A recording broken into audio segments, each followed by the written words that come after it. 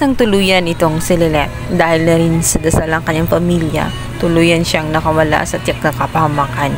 Mabuti na lamang at mawala na nga ang panganib sa loob ng kulungan dahil patay na rin itong si Ada. Sinabi naman ng kanyang tinang Ses na ano man ang mangyari ay naroon lamang sila at handa sila sumuporta. Samantalang sinabi ni Lilet na gagawin niya ang lahat mapatunayan lamang na wala talaga siyang kasalanan.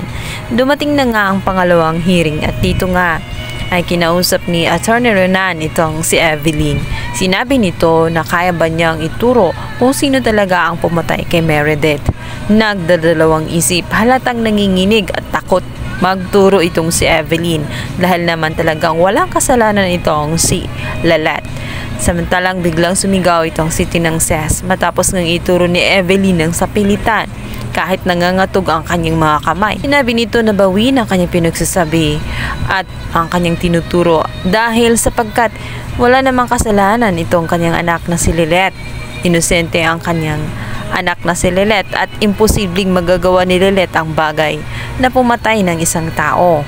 Nga sa emosyon nitong si Tinang ay pinakalma siya ng kanyang anak na si Lilet dahil masisira siya sa kanyang judge.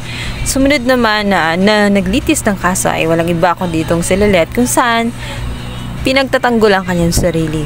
Dito naman ay tinanong niya itong si Evelyn kung talagang loyal umano itong si Evelyn dito kay Meredith ay ano ang ginawa niya. Bakit tumakas siya nung mga time na nakita niya na pinupukpok itong si Meredith? Bakit hindi man lang niya ginawang tulungan? Yumuko itong si Evelyn na tela hindi alam ang sasabihin.